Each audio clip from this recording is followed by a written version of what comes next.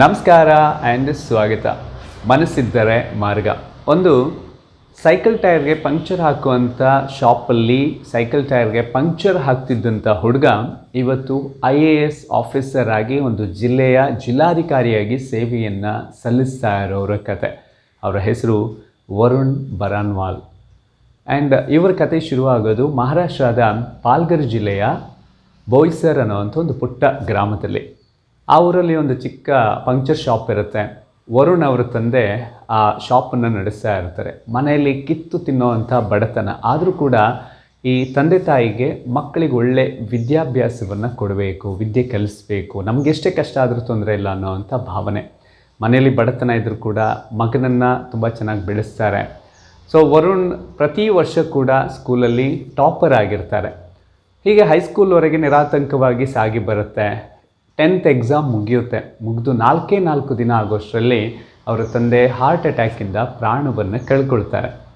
So ಅದು ವರುಣ್ ಅವರ ಬದುಕಿನ ಅತ್ಯಂತ ಕಷ್ಟದ ದಿನವಾಗಿತ್ತು. ಯಾಕಂತ ಹೇಳಿದರೆ ಮುಂದೆ ಡಾಕ್ಟರ್ ಆಗಬೇಕು, ಜೀವನದಲ್ಲಿ ಏನಾದರೂ ಸಾಧನೆ ಮಾಡಬೇಕು ಅನ್ನೋ ಕನಸು ಕಾಣ್ತಿದ್ದ ಹುಡುಗನಿಗೆ ದಿಕ್ಕೇ ತೋಚದೇ ಇರೋವಂಥ ಸನ್ನಿವೇಶ.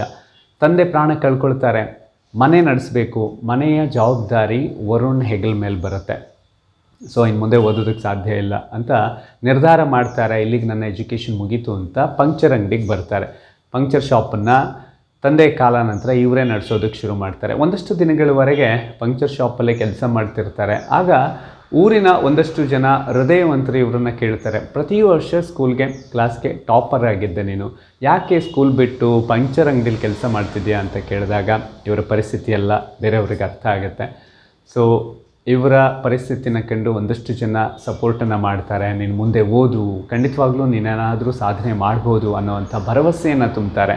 ಸೊ ಮಗನ ಪರಿಸ್ಥಿತಿ ಕಂಡು ಮನೇಲಿದ್ದಂಥ ತಾಯಿ ಕೂಡ ಅನಿಸುತ್ತೆ, ಈ ಥರ ಆದರೆ ನಮ್ಮ ಮುಂದೆ ಕೂಡ ಮಕ್ಕಳು ಕೂಡ ಕಷ್ಟನೇ ಪಡಬೇಕು ಅನ್ನೋವಂಥದ್ದು. ಸೊ ಅವರು ಹೌಸ್ ವೈಫ್ ಆಗಿದ್ದವರು, ಮನೇಲೇ ಕೆಲಸ ಮಾಡ್ಕೊಂಡಿದ್ದವರು ಪಂಕ್ಚರ್ ಶಾಪ್ಗೆ ಬರ್ತಾರೆ. ಮಗನನ್ನು ಶಾಲೆಗೆ ಕಳಿಸ್ತಾರೆ. ಆ ತಾಯಿ ಪಂಕ್ಚರ್ ಅಂಗಡಿಯಲ್ಲಿ ಕೆಲಸ ಮಾಡ್ತಾರೆ. ಸೊ ಹೈಸ್ಕೂಲ್ ಮುಗಿದಾಯಿತು, PUಗೆ ಬರ್ತಾರೆ. PUವಲ್ಲೂ ಕೂಡ ಟಾಪರ್ ಆಗ್ತಾರೆ. 2 ವರ್ಷದ PUCಯನ್ನು ಮುಗಿಸ್ತಾರೆ. ಅಲ್ಲೂ ಕೂಡ ರ್ಯಾಂಕನ್ನು ಪಡ್ಕೊಳ್ತಾರೆ. ನಂತರ ಒಂದು ಎಂಜಿನಿಯರಿಂಗ್ ಕಾಲೇಜಲ್ಲಿ ಸೀಟ್ ಸಿಗುತ್ತೆ. ಬಟ್ ಫೀಸ್ ಕೊಡೋದಕ್ಕೆ ದುಡ್ಡು ಬೇಕಲ್ಲ. ಸೊ ಈ ಸಂದರ್ಭದಲ್ಲೂ ಕೂಡ ಅವರ ಸ್ನೇಹಿತರು, ಊರಿನ ದೊಡ್ಡ ಮನುಷ್ಯರೆಲ್ಲ ಸಪೋರ್ಟನ್ನು ಮಾಡ್ತಾರೆ. ಒಂದಷ್ಟು ಆರ್ಥಿಕ ಸಹಾಯ ಸಿಗುತ್ತೆ. ಸೊ ಎಂಜಿನಿಯರಿಂಗ್ನ ಫಸ್ಟ್ ಸೆಮಿಸ್ಟರಲ್ಲಿ ಇವರು ಟಾಪರ್ ಆಗ್ತಾರೆ. ಆಗ ಒಂದಷ್ಟು ಸ್ಕಾಲರ್ಶಿಪ್ಗಳು ಸಿಗುತ್ತೆ. ಸೊ ಈ ಎಲ್ಲ ಸ್ಕಾಲರ್ಶಿಪ್ಗಳ ಮೂಲಕ ಎಂಜಿನಿಯರಿಂಗನ್ನು ಕಂಪ್ಲೀಟ್ ಮಾಡ್ತಾರೆ. ಎಂಜಿನಿಯರಿಂಗ್ನ ಲಾಸ್ಟ್ ಸೆಮ್ಮಲ್ಲಿ ಇರಬೇಕಾದ್ರೆ ಇವರಿಗೆ ಕ್ಯಾಂಪಸ್ ಇಂಟರ್ವ್ಯೂನಲ್ಲಿ ಒಂದು MNC ಕಂಪನಿಯಲ್ಲಿ ಕೆಲಸ ಕೂಡ ಸಿಗುತ್ತೆ. ಜೀವನದಲ್ಲಿ ಅದುವರೆಗೆ ನೋಡ್ದಿರೋಷ್ಟು ಹಣ ಪ್ರತಿ ತಿಂಗಳು ಸಿಗೋ ಹಾಗೆ ಅಂತಹ ಸಂಬಳದ ಕೆಲಸ ಸಿಗುತ್ತೆ. ಬಟ್ ಅದೇ ಸಂದರ್ಭದಲ್ಲಿ ಅಣ್ಣಾ ಹಜಾರೆಯವರ ಒಂದು ಜನ ಲೋಕಪಾಲ್ ಮಸೂದೆಯ ಮಂಜೂರಾತಿಗಾಗಿ ಏನೊಂದು ಹೋರಾಟ ನಡೀತಾ ಇರುತ್ತೆ. ಈ ಲೋಕಪಾಲ್ ಮಸೂದೆಯ ಒಂದು ಹೋರಾಟ, ಸತ್ಯಾಗ್ರಹವೆಲ್ಲ ಕಂಡಾಗ ಇವರಿಗೆ ನಾನು MNC ಕಂಪನಿಯಲ್ಲಿ ಕೆಲಸ ಮಾಡೋದಲ್ಲ, ಜನರ ಸೇವೆ ಮಾಡುವಂಥ ಅಧಿಕಾರಿ ಆಗಬೇಕು ಅನ್ನೋ ಆಸೆ ಮನಸ್ಸಲ್ಲಿ ಮೂಡುತ್ತೆ. ತಕ್ಷಣದಲ್ಲೇ ಅವರು 6 ತಿಂಗಳುಗಳ ಕಾಲ UPSC ಎಕ್ಸಾಮ್ಗೆ ಪ್ರಿಪೇರ್ ಆಗ್ತಾರೆ. ಅಲ್ಲಿ ಇಲ್ಲಿ ಸಾಲ ಮಾಡ್ತಾರೆ. ಒಂದಷ್ಟು ಫ್ರೆಂಡ್ಸು ಸಹಾಯ ಮಾಡ್ತಾರೆ ಬುಕ್ಸನ್ನೆಲ್ಲ ಪರ್ಚೇಸ್ ಮಾಡೋದಕ್ಕೆ.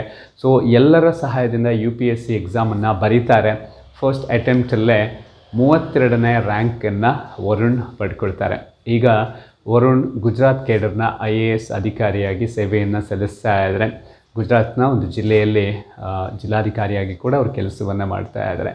ವರುಣ್ ಬರಾನ್ವಾಲ್ ಅವರ ಒಂದು ಬದುಕಿನ ಕತೆ ಒಂದು ಸಿನಿಮಾದ ಹಾಗೆ. ಎಲ್ಲೋ ಒಂದು ಕಡೆ ಪುಟ್ಟ ಶಾಪಲ್ಲಿ ಸೈಕಲ್ ಟೈರ್ಗೆ ಪಂಕ್ಚರ್ ಆಗ್ತಿದ್ದ ಹುಡುಗ ಇವತ್ತು ಒಂದು ಇಡೀ ಜಿಲ್ಲೆಯನ್ನು ಮುನ್ನಡೆಸುವಂಥದ್ದು, ಜಿಲ್ಲೆಯ ಜಿಲ್ಲಾಧಿಕಾರಿಯಾಗಿ ಕೆಲಸವನ್ನು ಮಾಡುವಂಥ ಒಂದು ಲೆವೆಲ್ಗೆ ಎತ್ತರಕ್ಕೆ ಬೆಳೆದಿದ್ದಾರೆ ಅಂತ ಹೇಳಿದ್ರೆ ಅದರ ಮುಖ್ಯ ಕಾರಣ ಅವರ ಮನಸ್ಸಲ್ಲಿದ್ದಂಥ ಸಂಕಲ್ಪ, ಹಾಗೆ ಏನಾದರೂ ಸಾಧಿಸಬೇಕು ಅನ್ನೋ ಹಂಬಲ, ಹಠ, ಹಾಗೆ ಪ್ರಯತ್ನ.